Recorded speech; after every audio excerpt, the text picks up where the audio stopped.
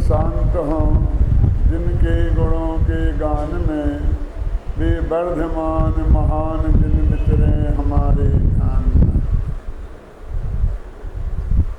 आज उत्तम त्याग धर्म के संदर्भ में चर्चा करनी है। त्याग धर्म भी उन धर्मों में से है कि जिसके साथ पर्युषण पर्व में सबसे ज़्यादा अन्याय होता है। आप कहेंगे धर्म के साथ अन्याय कैसे हो सकता है? हम रोज़ाना एक एक धर्म की चर्चा करते हैं और जब त्याग धर्म का दिन आता है तो त्याग के नाम पर हम दान की चर्चा करने लगते हैं और न केवल दान की प्रेरणाएं दी जाती हैं बल्कि दान के नाम पर चंदा उगाने का काम शुरू कर देते हैं। इसलिए त्याग धर्म की चर्चा ही नहीं हो पाती। सारा समाज तो दान को त्याग समझता ही है, पर बड़े बड़े विद्वान भी दान से आगे भी कोई त्याग है इस बात की तरफ उनका ध्यान आकर्षित नहीं होता। और पूजन की एक पंक्ति ने यद्यपि हमें काफ़ी भ्रमित किया, लेकिन पूजन कार्य की बात में समझ में वो बात थी और आगे की पंक्तियों पर हम ध्यान देते तो वो ना समझ हमारी आगे नहीं बढ़ती। क्या लिखा है उसमें देखिए, उत्तम त्यागे कहो जग सारा, औषधि शास्त्र अभय आहारा। बात तो करी त्याग की,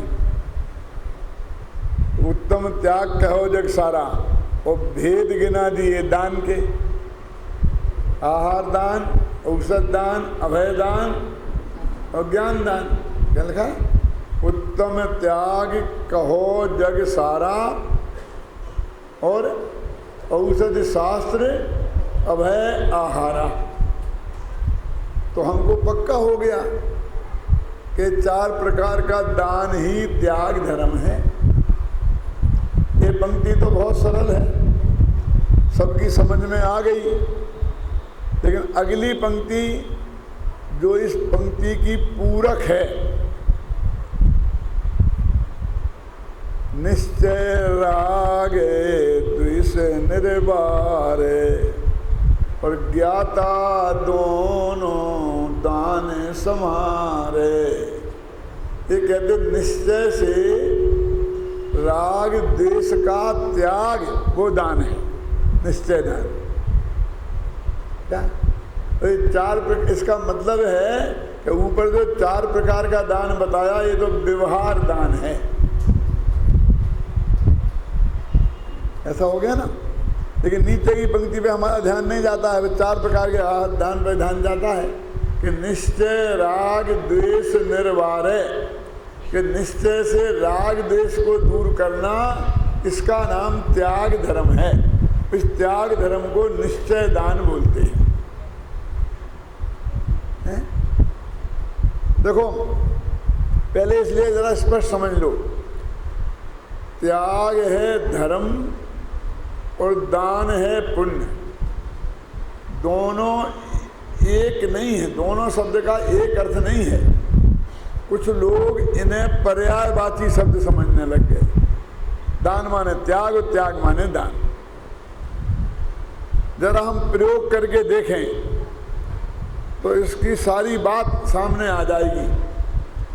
आहार दान और आहार त्याग एक ही बात है क्यों? यदि ये पर्यायवाची शब्द हैं तो आहार दान तो जो हम मुनिराजों को भोजन कराते हैं ना नवदा भक्ति पूर्वक, उसे बोलते हैं हम आहार दान। बोलते कि नहीं बोलते? और आहार त्याग माने भोजन नहीं करूंगा मैं आज, इसका नाम है आहार त्याग। तो आहार दान और आहार त्याग का एक अर्थ नहीं है तो दान का और त्याग, दान और त्याग एकार्थवाची कैसे हो सकते हैं? औषधि दान और औषधि त्याग दोनों एक ही चीज है क्या? दूसरे को औषधि देना ये तो औषधि दान है, और खुद औषधि के खाने का त्याग करना ये औषधि त्याग है। अंतर है कि नहीं? दोनों एक तो नहीं है ना। जरा ये हम घटित कर भी लें किसी तरीके से, लेकिन ज्ञान के बारे में तो बहुत ही गजब है। ज्ञान दान और ज्ञान त्याग, ज्ञान का भी त्याग करना चाहिए।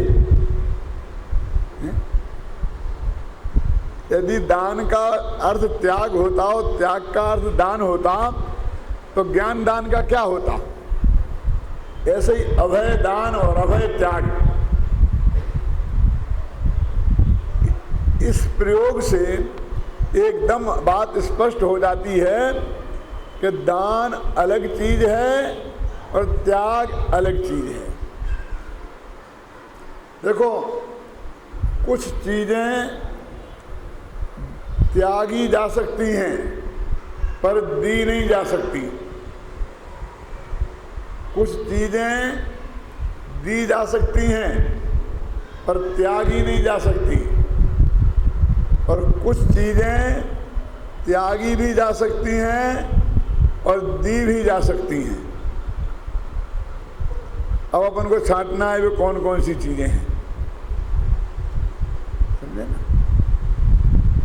राग द्वेष त्यागे जाते हैं, दिए नहीं जाते।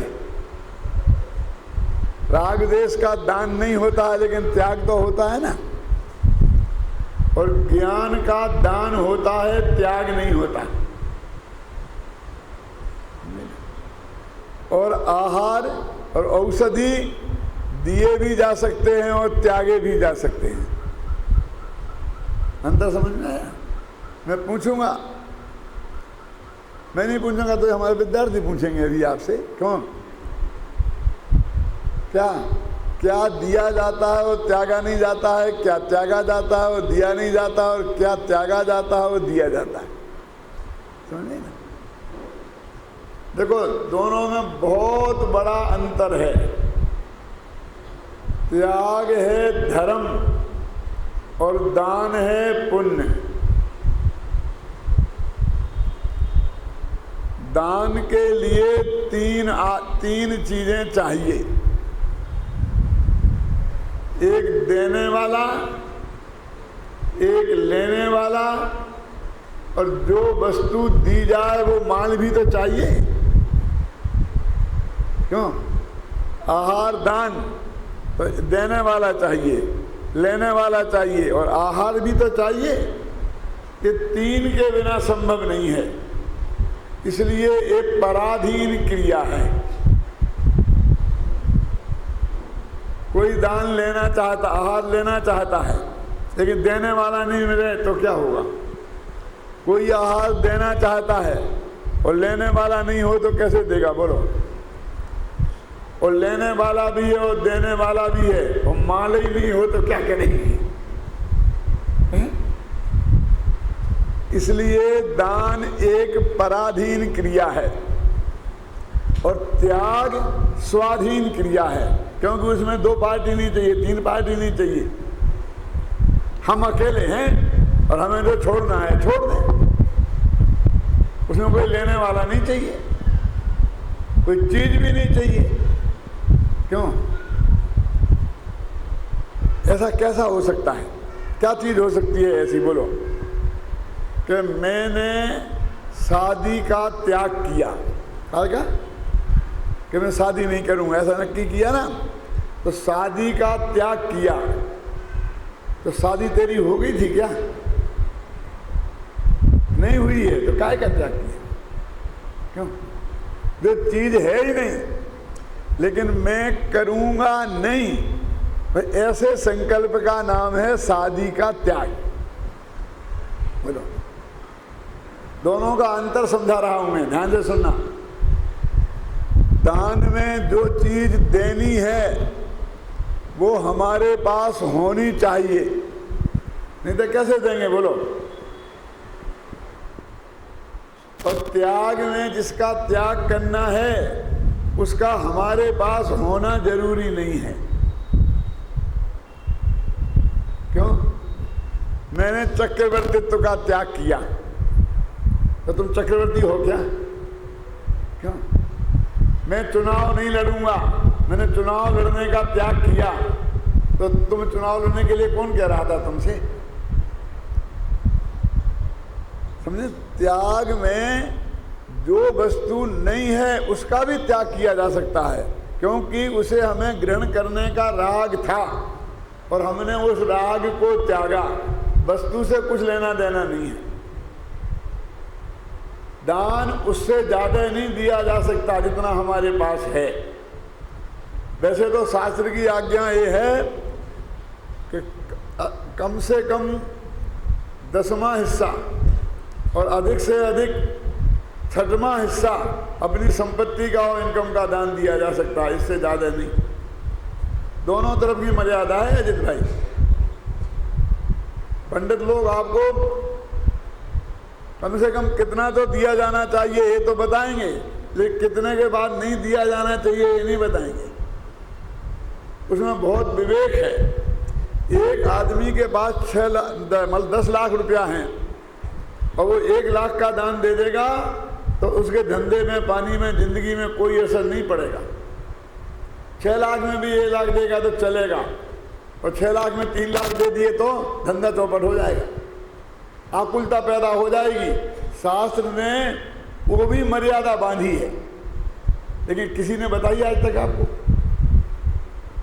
यदि आप मेरे से कहें कि मेरी सारी संपत्ति मैं आपको देता हूं तो तुम लाओ लाओ लाओ जल्दी जाओ फटाफट नाम मेरे नाम लिख दो। क्यों? हमको तो लेने से मतलब है, उसका फिर बाद में चाहे जो हो इससे कोई लेना देना नहीं।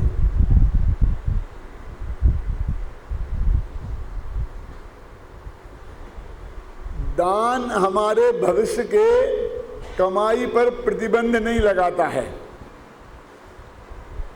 आप 25 लाख का दान दीजिए, 1 करोड़ कमाइए, कोई रोकता है क्या आपको? लेकिन त्याग में ऐसा नहीं चलेगा। क्यों? त्याग में ये नहीं देखा जाता है कि तुमने कितना छोड़ा, ये देखा जाता है तुमने कितना रखा। जब हम लेते हैं ना परिग्रह परिमाण वृत्ति, तो कहते हैं मैंने 10 लाख रुपए रखे और हैं कितने अभी के? 1 लाख। तो अब छोड़े क्या? बोलो कि मैं कमाऊंगा लेकिन 10 लाख से ऊपर नहीं कमाऊंगा, वो नहीं रखूंगा अपने पास। समझ में आया ना?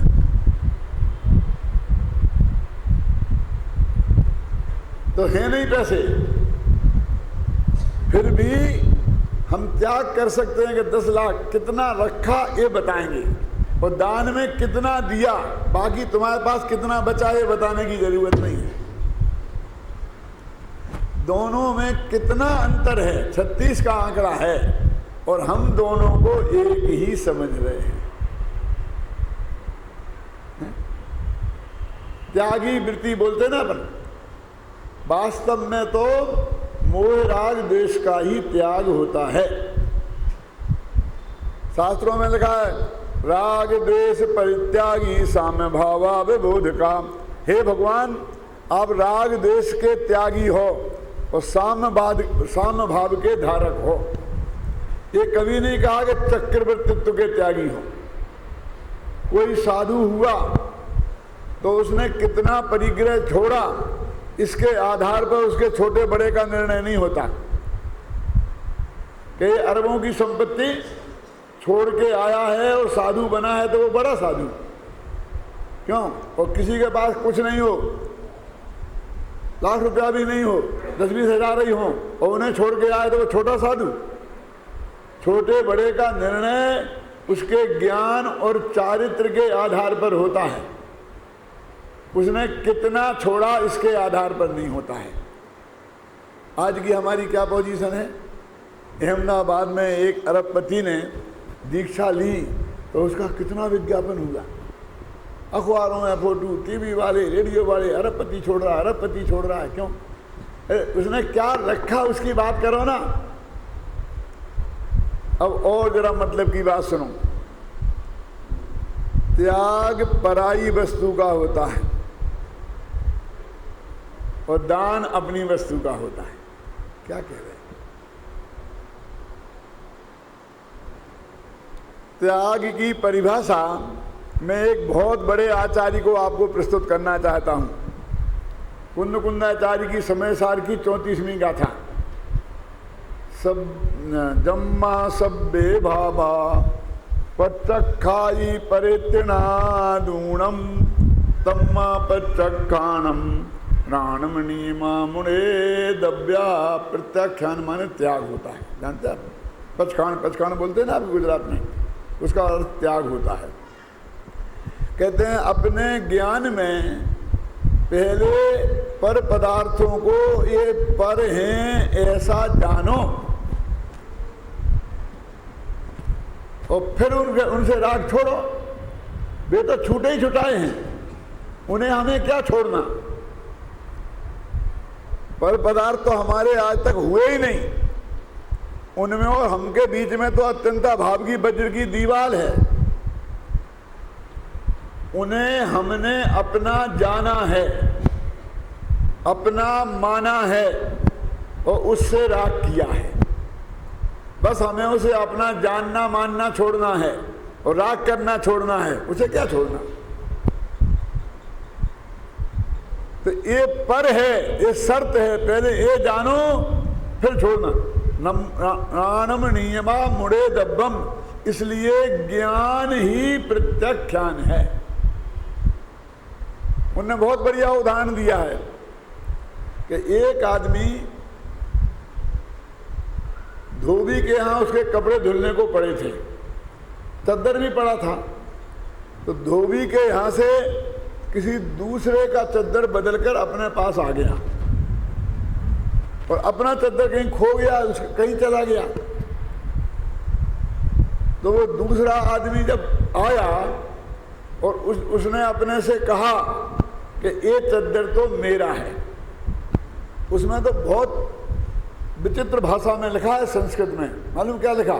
उसने आकर चद्दरे का खूंट पकड़ के और खींचा और उसे नंगा करता हुआ बोला, क्योंकि वो ओढ़ के सो रहा था ना, ऐसा लगा।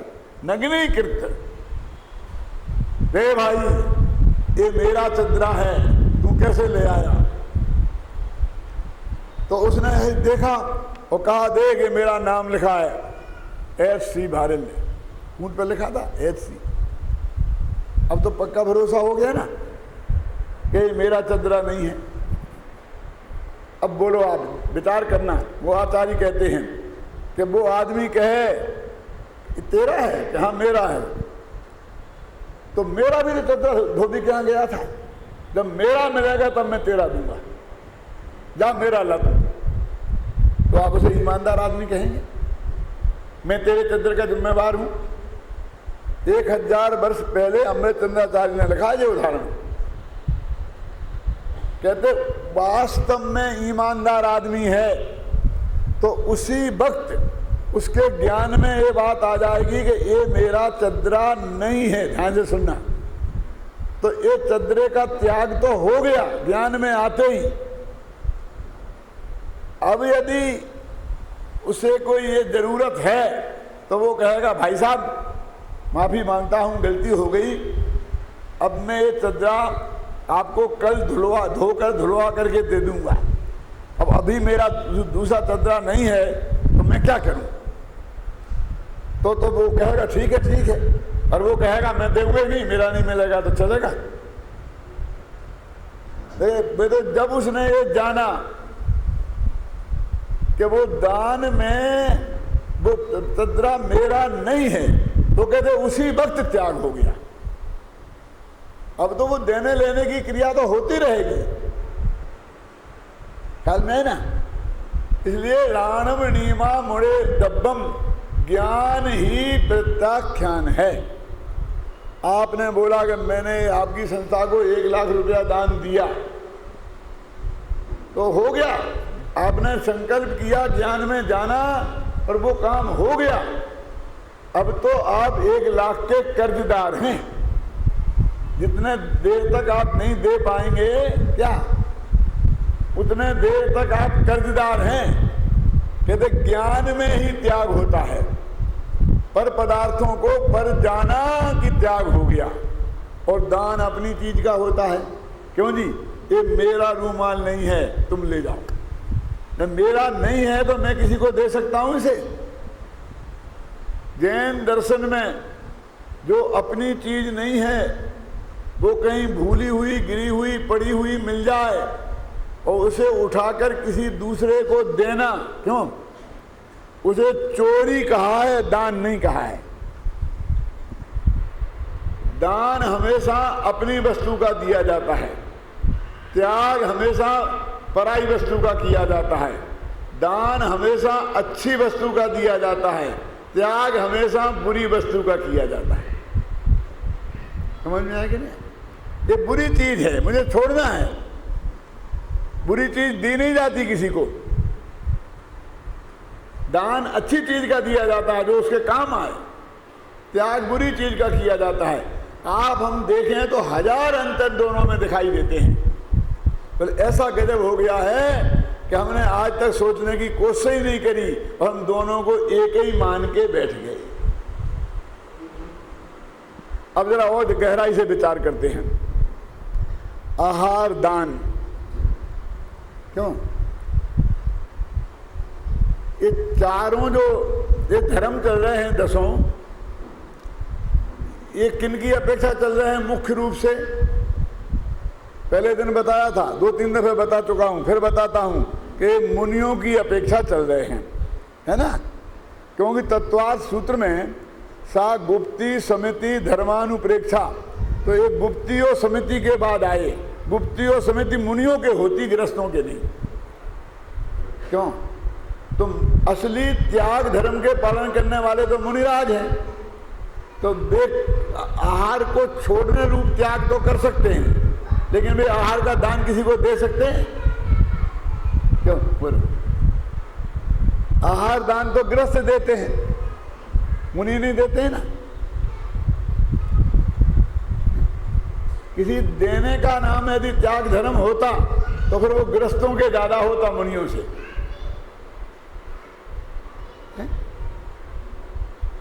तो इसलिए कहते हैं मुनियों की अपेक्षा है ये बात। तो त्याग वास्तव में ये पर पदार्थ, ये राग देश के भाव, ये आत्मा है ही नहीं। ये आत्मा को दुखदायक है ऐसा मानकर उन्हें छोड़ा जाता है तो बुरी चीज हो गई ना। और दान दूसरे के दया करके उसके कल्याण के लिए दिया जाता है, उसके परोपकार के लिए दिया जाता है।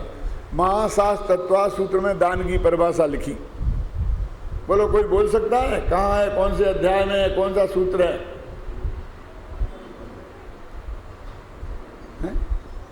स्वपर अनुग्रहार्थम स्वस्याति सर्गो दानम, 7वां अध्याय का अंतिम सूत्र से एक सूत्र पहले। क्या है इसका अर्थ? कहते अपने और पराये उपकार के लिए, स्वस्थ माने होता धनादि पदार्थों का अथवा अपनी वस्तु का देना, उसका नाम दान है। और त्याग में क्या लिखा था कुंद कुंद ने? ये पर वस्तु का पर जानकर त्याग होता है। और दान ये मेरी चीज है और तब मैं आपको देता हूं, मेरी विभाग। तो क्या बात करते हो कि वही चीज दान हो तो अपनी है, जब पर पदार्थ अपना है ही नहीं। क्यों? जब पर पदार्थ अपना है ही नहीं तो फिर उसका दान कैसे हो सकता है? कहते भैया दान है व्यवहार और त्याग है निश्चय। तो ये व्यवहार से रुपया पैसा स्त्री पुत्र आहार ये सब अपने हैं और निश्चय से ये अपने नहीं हैं। इसलिए निश्चय दान माने त्याग और व्यवहार दान माने दान। समझे? अब ऐसा प्रयोग करो, त्याग माने निश्चय दान और दान माने व्यवहार दान, व्यवहार त्याग। तो इस तरह से जो भेद किया इसको हम नहीं समझते हैं, तो पूजन की वो पंक्तियां सही नहीं समझ सकते हैं, क्योंकि उसमें लिखा ना निश्चय रागे द्विषे निर्बारे प्रज्ञाता दोनों दाने सब। दोनों दान माने निश्चय दान और व्यवहार दान। निश्चय दान माने त्याग। तो ज्ञानी जीव राग द्वेष आदि का त्यागी होता है और व्यवहार से जो पदार्थ अपने कहे जाते हैं उनका वो दान देता है। देखो, हम 1 घंटा व्याख्यान देते हैं तब भी बहुत समझाते हैं, तो आपके चेहरे पर मुस्कान लाने के लिए हमें पसीना छूटता है। अभी अजित भाई आकर यहाँ खड़े होकर 1 मिनट बोलें कि मैंने 10 लाख रुपए दान दिए, एकदम तालियां बज जाएंगी। हम तालियां नहीं पटवा पाते हैं। अजित भाई तुम 1 सेकंड में पटा देते, क्या वजह है मैं बताओ? क्योंकि तुम्हारी बात सबकी समझ में आती समझे, और उसकी इतनी महिमा उसके चित्त में जमी हुई है क्या कि वो अंदर से गदगद हो जाता है, और ये बात आपकी समझ में ही नहीं आती, अंदर से में इसकी महिमा ही नहीं है, समझे ना, इसलिए वो बात नहीं होती है। कितना कठिन काम है ये समझना, मेरा मतलब समझ गए। अब मैं आप बहुत खतरनाक बात कहने जा रहा हूं। दान कितने प्रकार का है? अभी दान की बात करते हैं। 4 प्रकार का, आहार दान, औषध दान, ज्ञान दान और अभय दान और पैसा दान। ये पैसा दान नाम का कोई दान है? नहीं है ना। और आज सबसे ज्यादा ये पैसा दान वाला दान ही सब कुछ बना हुआ है। यदि कोई पंडित आपको दान का उपदेश देगा, अपील करेगा, तो कितने पैसा देना इसकी बात करेगा। क्यों करेगा क्या? नहीं। आहार की बात नहीं करेगा, ज्ञान की बात नहीं करेगा, औषध की बात नहीं करेगा। आचार्यों ने तो पैसे का नाम दान में रखा ही नहीं, और आज वो पैसा नाम का दान इतना हावी हो गया क्या कि दूसरे दान कहीं गायब ही हो गए। सेठ जी ने एक औषधालय खुलवाया, तो सेठ जी ने औषध दान किया। सेठ जी ने औषध दान किया कि जो वैद्य वहाँ लोगों को बीमारियां बता बता करके दवाई दे रहा है, तो औषध दान किसने दिया बोलो? क्या सेठ जी ने क्या वैद्य जी ने? ज्ञान दान, पाठशाला खोली और एक विद्वान पढ़ा रहा बच्चों को, तो ज्ञान दान वो विद्वान दे रहा है कि सेठ जी ने जो पैसा दिए हैं वो दे रहे हैं। आज चारों दानों पर इस पैसे वाले ने कब्जा कर लिया है। चारों दान वो देता है, क्यों? समझ गए ना? ज्ञान दान भी वही देता है, फलाना दान भी वही देता है, और जितनी दानवीर की उपाधियां आज तक बची हैं वो सब सेठों के कब्जे में ही गई हैं। किसी वैद्य को आज तक किसी ने दानवीर की उपाधि दी हो तो बताओ, भले ही उसने सारी जिंदगी हजारों मरीजों को ठीक किया हो। किसी पंडित को किसी ने दानवीर की उपाधि दी हो तो बताओ, भले ही उसने कितना ही दान इस जगत के लोगों को समझाया हो, बताया हो। मैं ये अपील नहीं कर रहा हूँ कि मुझे दानवीर की उपाधि दो, धोखे में मत आना। पंडित को उपाधियाँ देंगे आप, पीछे नहीं है, लेकिन वाणी भूषण विद्या भारती उसके लिए अलग उपाधियाँ हैं समझे ना? कभी हमारे दिमाग में आता ही नहीं है, हैं? ये क्या है? ये पैसे का व्यवहार तो ये बहुत बाद की चीज है। पहले जमाने में थोड़ी था, दान तो पहले से भी है कि नहीं है? ये 4 दानों में आचार्यों ने पैसा नाम का यदि दान नहीं रखा तो उसमें कुछ सोच समझ के ही नहीं रखा होगा ना, क्यों? लेकिन ये विकल्प किसी के दिमाग में खड़ा ही नहीं होता है। जब दान की चर्चा होती है तो चारों की बात करते हैं। मुनियों का संग आया, सबने चंदा किया, चंदा इकट्ठा कर दिया और एक रसोई रख दी। वो बेचारी रोजीना आहार बना बना करके देती है 4 महीने तक।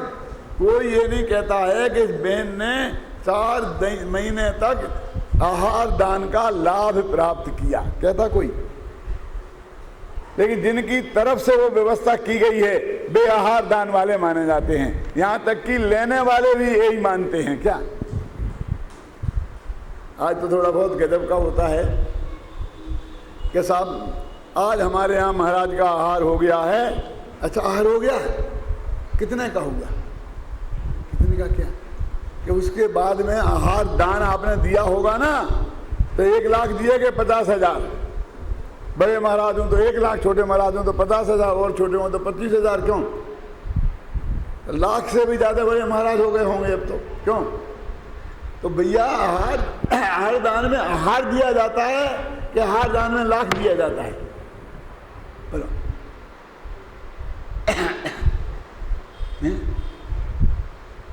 माने दान का स्वरूप भी हम सही नहीं समझते हैं, तो त्याग धर्म तो बहुत दूर की चीज है। शास्त्रों में तो ऐसा लिखा है, बिन मांगे दे दूध बराबर और मांग के देवे पानी, और वह देना है खून बराबर जावे खेचा तानी। समझ गए ना?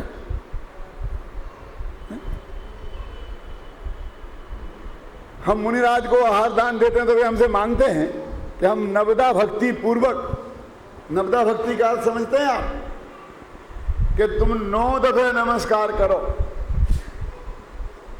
पढ़ गाओ, 3 प्रदक्षिणा दो, माने बार बार चक्कर काटो उनके, हाथ जोड़ो, पूजा करो, तब वे आपकी 4 रोटियां स्वीकार करेंगे। क्यों भैया इतनी कठोर शर्त क्यों रखी? कि जब तक तुम्हारे हृदय में इतना स्नेह, इतनी भक्ति, इतना वात्सल्य न हो, तब तक मुनिराज कहते हैं हमें तुम्हारी रोटियां नहीं चाहिए। क्योंकि हम किसी के हृदय को दुखा के नहीं लेना चाहते हैं। ख्याल में आई कि नहीं आई? बहुत से लोग दान देने वाला बड़ा होता है कि दान लेने वाला। सबके दिमाग में क्या जमा हुआ है? अब तो कुछ समझ में आया होगा। मुनिराज आहार दान लेते हैं तो गृहस्थ आहार दान देते हैं। बड़े कौन हैं? देने वाले के लेने वाले? लेकिन हम तो आज देने वाले को बड़ा मानते हैं। मानते कि नहीं मानते? ऐसे लोग आपको कई मिल जाएंगे जो आपको ये बताएंगे कि देने वाले का हाथ सदा ऊपर रहता है। मुनिराज को भी आहार दान देते हैं ना, तो वो ऐसा उनका हाथ होता है, और हम ऊपर से जो डालते हैं तो हमारा हाथ ऐसा होता है। तो देखो वहां भी दातार ऊपर हो गया ना। अरे गजब हो गया, कैसा बढ़िया तर्क निकाला। मैंने तर्क सुना है आप लोगों विद्वानों के मुख से। देखो दातार का हाथ हमेशा ऊपर रहता है, यानी वो महाराज से बड़ा है। क्यों? आकाश के प्रदेश में कोई चीज ऊपर रहती है और कोई चीज नीचे रहती है तो ऊपर वाली बड़ी होती है। मेरे माथे पे टोपी रखी है तो टोपी बड़ी है और मैं छोटा हूं, और टोपी में मक्खी बैठ जाए तो मक्खी बड़ी है। राज सिंहासन पर, राजा के मुकुट पर मक्खी बैठ जाए तो मक्खी बड़ी है। आकाश के प्रदेश में ऊपर और नीचे होने से क्या होता है? तो क्या करें, अब हम ऐसे दिया करें आहार? क्या तो ऐसी कल्पना कहां से निकालते हो? समझ गए ना? देने वालों की मक्खन लगाने वाला का आदत है ना, तो इसलिए वो कहेंगे दातार के हाथ हमेशा ऊपर रहते हैं, ऐसा होता है, वैसा होता है, ये होता है। क्यों? हमारे यहाँ तो जो 4 दान हैं, बोलो ज्ञान दान, इसमें देने वाला बड़ा के लेने वाला? क्यों? ज्ञान दान में गुरु देगा और शिष्य लेगा, क्यों? हाँ, एक अपेक्षा है, देने वाले गुरु को बंधेगा पुण्य, क्या मिलेगा? पुण्य, और लेने वाले शिष्य को मिलेगा ज्ञान, इसलिए शिष्य फायदे में रहा। ध्यान से सुनना, मैं आपको 1 घंटे तक दान और त्याग का स्वरूप समझा रहा हूं, तो आप यहां से उठेंगे तो कुछ नया सीख के उठेंगे, कुछ लेके जाएंगे, क्यों? और मैं अपना गला खराब करके जाऊंगा, क्योंकि वो बातें मुझे तो पहले से मालूम ही थी। मुझे क्या उपलब्ध हुआ 1 घंटे में? मेरे हिसाब से तो मेरा समय गया ना, और गले की मेहनत हुई ना, फायदे में कौन रहा? बोलो, श्रोता के वक्ता। इस दृष्टि से कहो तो फायदे की में श्रोता है, ज्ञान दानी नहीं है, ज्ञान दान लेने वाला है। ख्याल में है ना?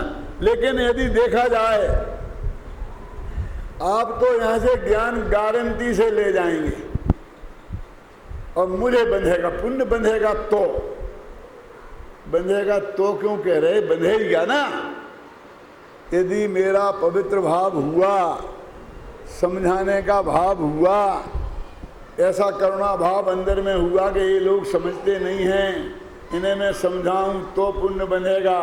यदि मेरा भाव हुआ कि एक दफे तो मैं तालियां पिटवा दूं कि भाई बहुत क्या गजब का व्याख्यान किया, ऐसा पंडित ना भूतो ना भविष्यति, इसके लिए यदि व्याख्यान कर रहा हूं तो वो पुण्य भी नहीं मिलेगा, हैं? यश की कामना से कर रहा हूं और किसी कामना से कर रहा हूं तो पुण्य भी हाथ से गया, हैं? देखो, जिस वस्तु का हमने त्याग किया उसके बारे में बाद में विकल्प भी नहीं आना चाहिए, और जिस वस्तु का हमने दान दिया बराबर हमारी ड्यूटी है कि उसका ध्यान रखें कि हमने जिस प्रयोजन से ये दान दिया था वो उसमें ही उपयोग हो रहा है कि नहीं, क्यों? ये ड्यूटी है उसकी, क्योंकि दान परोपकार की भावना से दिया जाता है। आपने वो गरीबों को बांटने के लिए कंबल मंगाए और बांटने का किसी को सौंप दिया, तो वे प्रॉपर आदमी के पास पहुंचे कि नहीं पहुंचे, इसका ध्यान रखने की आपकी ड्यूटी है। कहीं ऐसा तो नहीं है कि बीच वाले ही खा गया हो बाजार में आधे भाव में बेच के, क्यों? राजीव गांधी ने कहा था, हम जितना देते हैं गरीबों के लिए 10 पैसा भी उसके पास नहीं पहुंचते। देश का प्रधानमंत्री ऐसा बोलता है, जानता है क्या करे, कुछ नहीं कर सकता, कितना असहाय है, हम सबसे बड़ा आदमी समझते हैं, क्यों? और जो वस्तु हमने त्यागी, एक राजा राज त्याग कर जंगल में चला गया, और जब जंगल में चला गया तो वो ध्यान कर रहा था, तो 2 आदमी वहां से निकल रहे थे। ध्यान से सुनना, शास्त्र की बात है। और वो कह रहे थे कि देखो ये राजा तो यहाँ आकर के नंगा होके बैठ गया आत्मा के ध्यान में, और इसका बेटे को पड़ोसी राजा ने आक्रमण करके कैद में डाल दिया और राज छीन लिया, क्या? और उसके कान में ये बात पड़ी, तो अंदर में संकल्प विकल्प परिणाम हो गए, क्यों? तो जब केवली से पूछा गया ये कहाँ जाएगा, इस समय मर के ये ध्यान कर रहा है, तो उन्होंने कहा नरक जाएगा। क्यों? कि राज तो छोड़ दिया, कि छोड़ने को पहले भी क्या करता था, विकल्प ही करता था, और अभी भी विकल्प कर रहा है। कहाँ छोड़ा राज? जब तू छोड़ के ही आ गया तो फिर बाद में क्या हुआ उससे तेरे को क्या लेना देना है, विचार कर। एक बात मैं आपसे कहता हूं, कभी कभी मेरे को दुख होता है, मल त्याग, मूत्र त्याग, इतने गंदे पदार्थों के साथ त्याग जैसा पवित्र शब्द लगा दिया हमने। बोलते कि नहीं बोलते हैं? त्याग धर्म है, कितना महान शब्द है, और हमने उसे मलमूत्र के साथ लगा दिया। ये तो अच्छी बात नहीं है ना भाई साहब। और ज्ञान दान जैसा कोई बंद करने वाला काम है, उसके साथ ज्ञान को जोड़ दिया। भैया कोई शब्द गंदे नहीं होते और कोई अच्छे नहीं होते। सच्ची बात तो ये है कि हम त्याग तो सचमुच मलमूत्र का ही करते हैं। क्या कह रहे हैं कि जब हमने जहां पर मलमूत्र कर दिया उसके बाद हमें विकल्प भी नहीं आता कि उसका क्या हुआ, उसे कुकर ने खाया कि सूकर ने खाया। क्यों?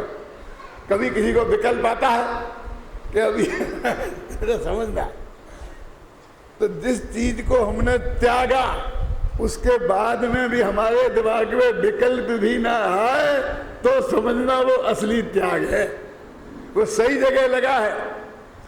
और हम ये त्यागी बने हैं और उसके बारे में बार बार विकल्प करते हैं। तुम क्या समझते हो, मैं ऐसा नहीं हूं कि नाई मुरी मुई और संपत्ति नासी मूड मुड़ाए भय सन्यासी, ऐसा नहीं हूं। मेरे घर है, पत्नी है, बाल बच्चे हैं और खूब ठाट बाट है, 4 दुकानें हैं। तुम क्या समझते हो कि मैं ऐसा हूं? अरे अभी भी हैं तेरे, पत्नी भी है, बच्चे भी हैं, 4 दुकानें भी हैं, तो छोड़ा क्या? समझ में आया कि नहीं? छोड़ा क्या बोलो आप? अभी भी है तो क्योंकि उसे ऐसा लगता है कि कुछ नहीं हो और मैं त्यागी तपस्वी बन जाऊं तो मैं कोई त्यागी तपस्वी नहीं हूं। जबकि कुछ नहीं हो और वो सच्चा त्यागी तपस्वी हो सकता है। वो तो उसके अंदर में ज्ञान ध्यान है कि नहीं, उसकी उस पर आधार पर है ना। क्या छोड़ा हो इसके आधार पर थोड़ी है।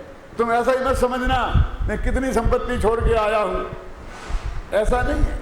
क्या छोड़ा उसके आधार पर बड़कपन नहीं है।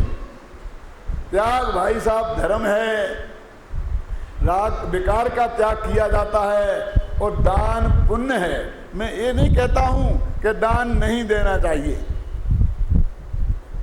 दान का भी अपना स्थान है, दान की भी अपनी उपयोगिता है। यदि तीर्थंकर समोषण में बैठकर अपनी दिव्य ध्वनि के माध्यम से ज्ञान दान नहीं होते तो ये तत्व ज्ञान आज तक हमारे पास कैसे आता बोलो? वो दान कोई बेकार चीज है ऐसा मैं नहीं कह रहा हूं, उल्टा अर्थ नहीं समझना। मैं तो उन दोनों का अंतर समझा रहा हूं। क्यों?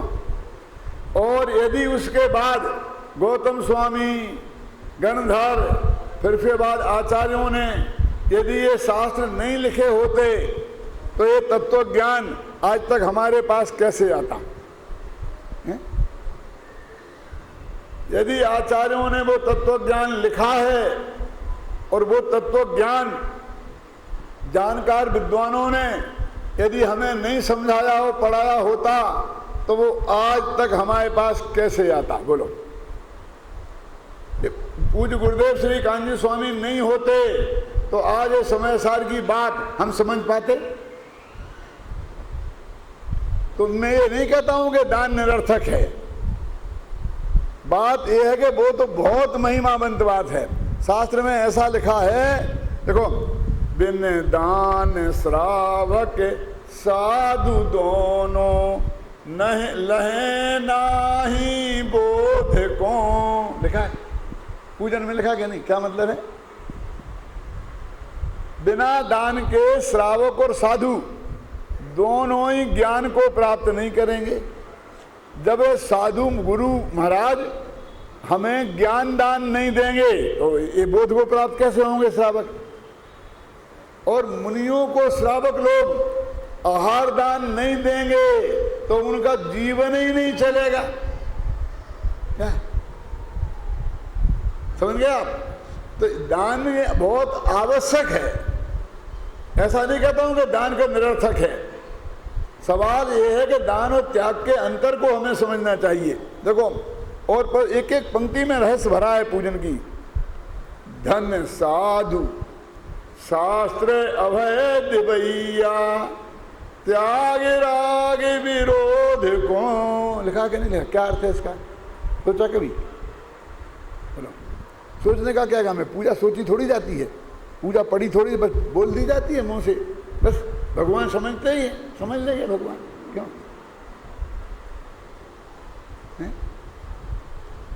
धन साधु बेसाधु धन्यवाद के पात्र हैं। क्यों? धन साधु त्याग अभय दिवैया, ज्ञान अभय दिवैया, ज्ञान दान और अभय दान देने वाले साधु धन्य हैं। जानबूझकर 2 दान छोड़ दिए। कौन? आहार दान और औषध दान। साधु आहार नहीं देता गृहस्थों को, औषधि भी नहीं देता। अब कोई साधु बांटने लग गए हो तो शास्त्र में तो लिखा नहीं है, लिखा ना? धन साधु शास्त्र अभय दिवैया। शास्त्र दान माने ज्ञान दान और अभय दान देते हैं। और त्याग राग विरोध को, और राग द्वेष का त्याग करते हैं। लिखा कि नहीं? क्लियर बोलो। ये जो मैं आपको बात समझा रहा हूं, पूजा में लिखी कि नहीं लिखी? धन्य साधु शास्त्र अभय दिवैया, 4 में 2 दान है उनके। तो त्याग काय का? राग द्वेष का त्याग है। त्याग राग विरोध को, और बिन दान श्रावक साधु दोनों लहे नाही बोध को। ये ना इसका उनकी समझ में सब था। पूजन की पंक्ति में उन्होंने सब डाल दिया है, जितनी ताकत थी उन्होंने भर दिया है। अब हमने नहीं समझा तो हम क्या करें? आजकल बहुत से लोग ऐसा कहने लग गए हैं, हम तो आचार्यों के शास्त्र पढ़ते हैं,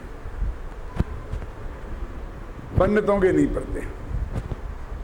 और कुछ कहने लग गए कि हम तो संस्कृत का पढ़ते हैं, प्राकृत का पढ़ते हैं, हम हिंदी का नहीं पढ़ते।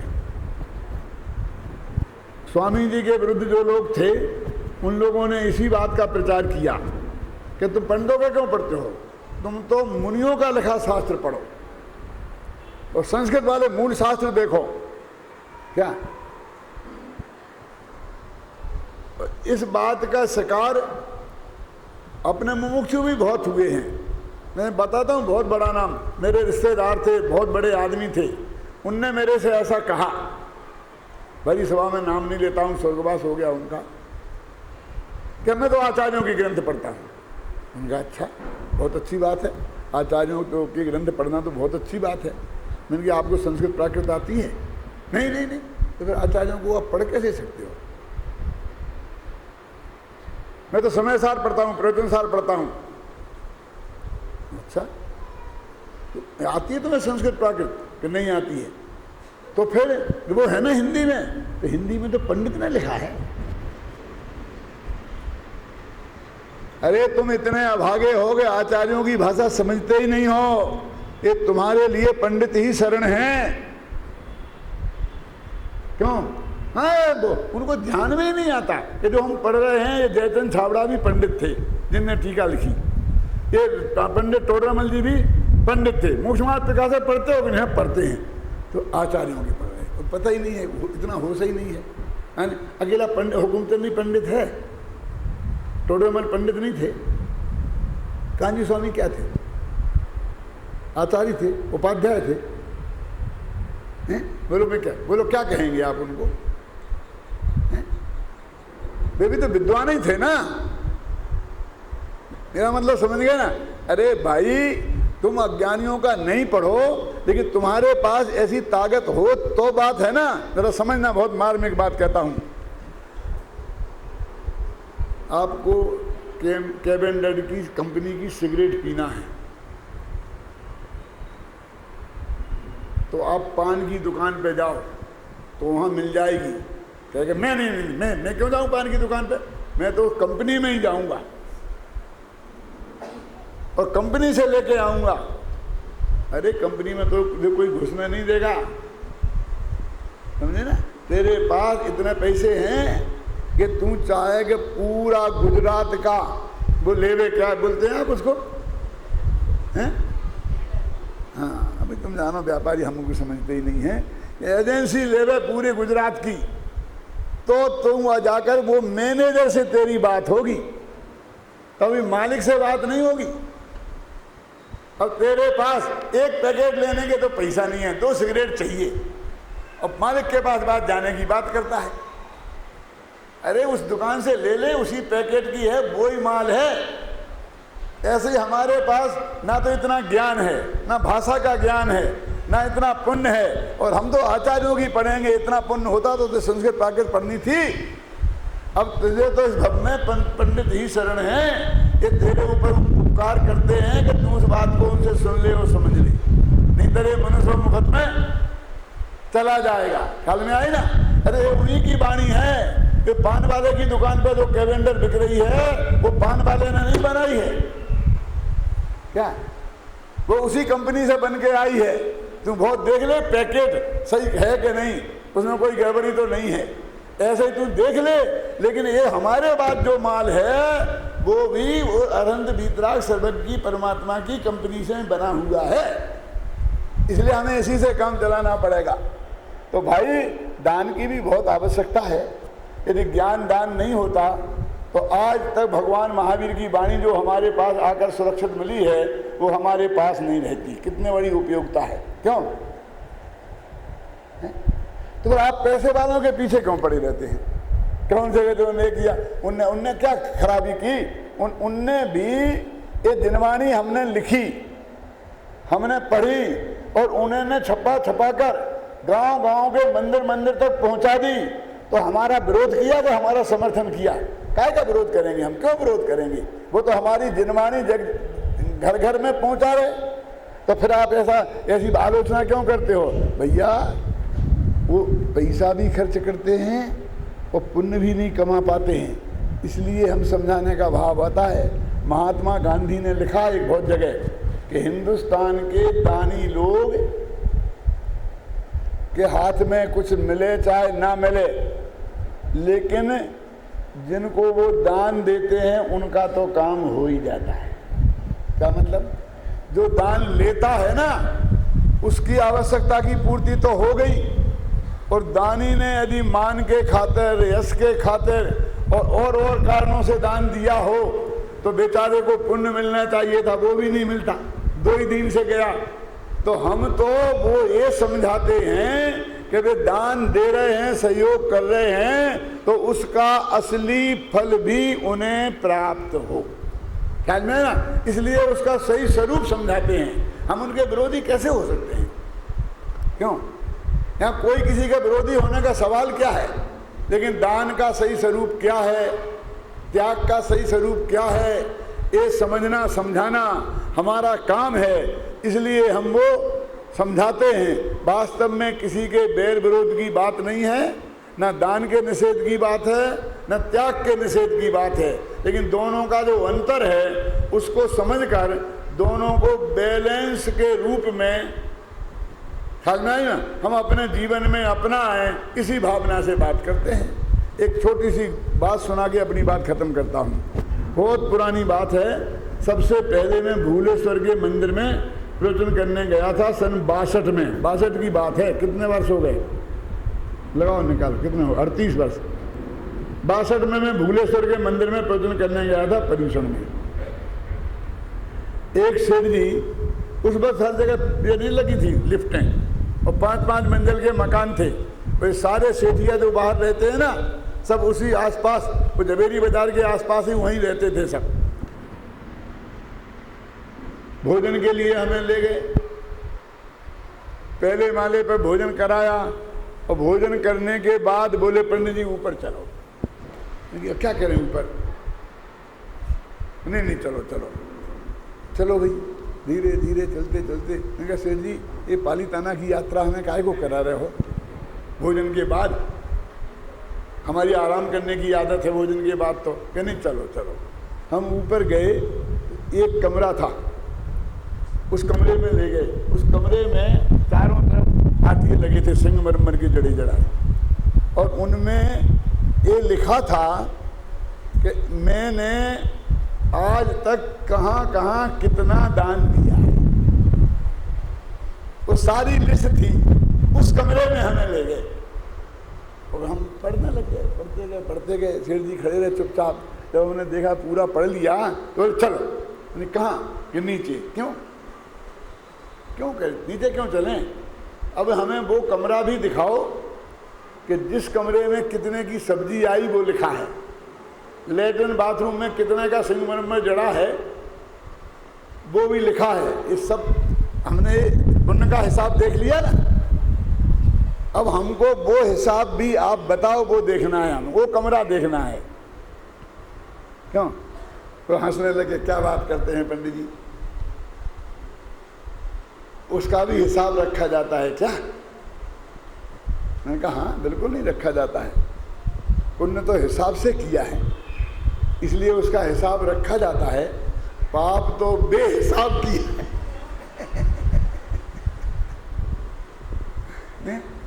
क्यों? उसका क्या हिसाब रखना?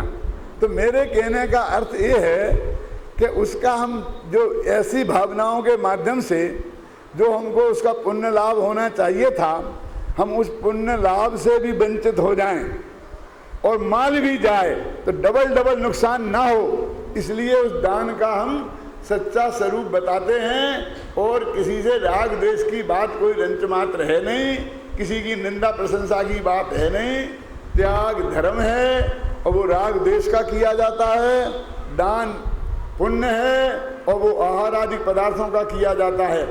पैसा भी उनमें सहयोगी होता है, इसलिए पैसे के दान को भी लोक में दान कहते हैं। असली पात्रों को तो तुम्हारा पैसा चाहिए नहीं। शास्त्र में लिखा है उत्तम पात्र नग्न दिगंबर मुनिराज हैं, जानते हैं आप?